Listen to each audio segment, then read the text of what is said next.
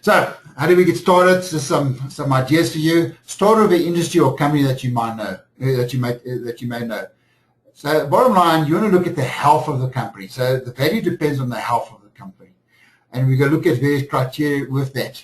So, a good place to start would be the companies that you are familiar with, the favorite brands. All of us have cell phones.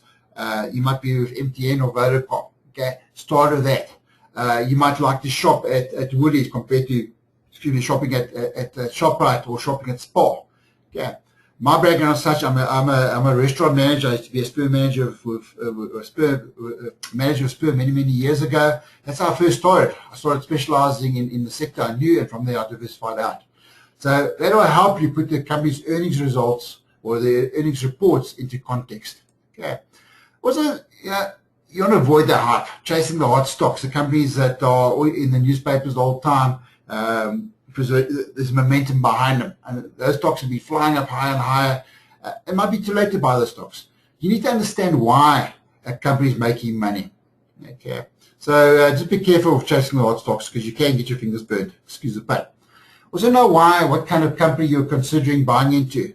A growth company, for example, those restaurant companies, the famous brands, the franchise group, those are growth stocks. They're growing very much higher than the average of the market. You must understand that kind of growth compared to a normal established company, that growth company might be considered expensive.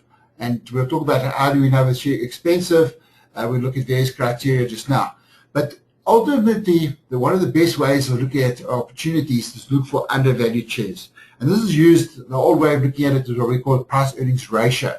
We consider any company on a trading on a PE below 10 as cheap, any company trading on a PE of above 20 as expensive.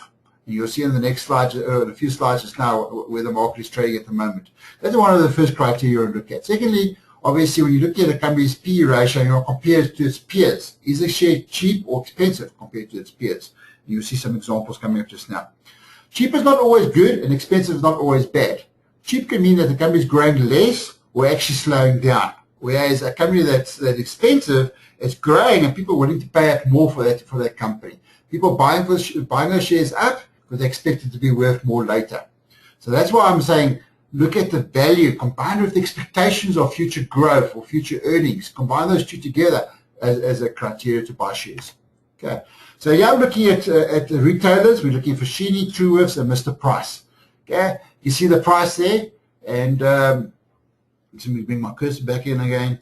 The spotlight. Most people say, "Whoa, Mr. Price is trading at 196 rand 67 cents." Remember, it's always in cents, and I might consider that as expensive.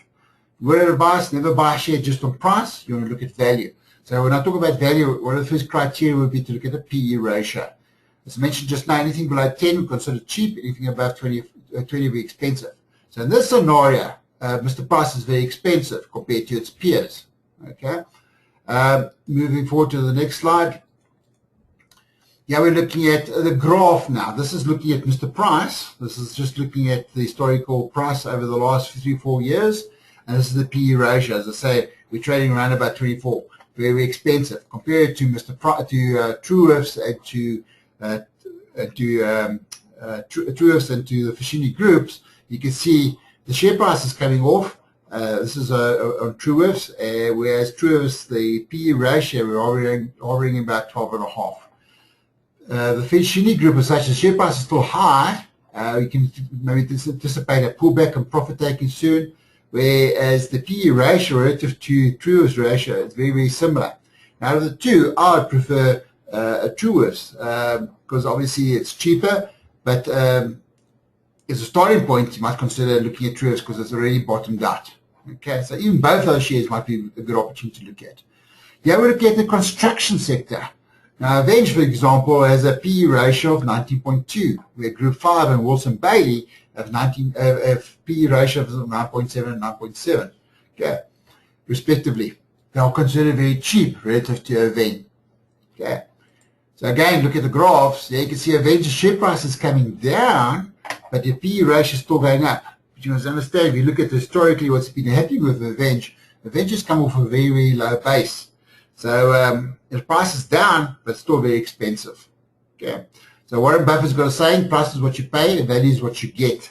This is a classic example. Okay, so I still won't rush out and go buy Berg. I'd rather look at a company like Group 5. You can see it's pulled back nicely and is trading on a PE of below 10, and Wilson Bailey trading roughly at about, what's that, 12 and a half, 12, okay? So it's very, very cheap. So both these companies are trading at the bottom of the cycles on the price, and relative to the price-earnings ratio are considered cheap. Okay. So that's one of the old ways of looking at it. So we go one step further now. We're bringing what they call the PEG ratio. What is the PEG ratio? Again, if I bring my little cursor in here, at the bottom here, the PEG ratio, all it is the PE ratio divided by the HEPS growth percentage. So I'm taking the 12.3 divided by the 14, and I get a PEG ratio of 88. Okay. We consider anything between 35 and 75 on the PEG ratio as undervalued. Okay, so this share, for example, will still be considered a fair value, but it won't be. It's not undervalued. So anything between 76 to 126 we consider fair value. So that'll fit that category, what we call fair value. And basically that's where the market is right now. It's not much undervalued stocks available in the construction sector, sorry, in the retail sector as undervalued. But out of the three, this will help me choose which stock to look at. So Fashini Group out of the three is the cheapest based on the PEG ratio.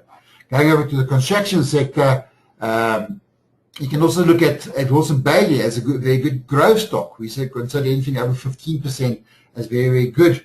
So they're growing its earnings by at least 17%. On the PEG ratio is also considered very, very cheap, and that's what we consider undervalued on a 57 PEG ratio. Remember the PE ratio, 9.8, divided by the HEPS, that's how we get this PEG ratio. So that's one of some of the criteria you use to choose a share from a valuation point of view. Okay.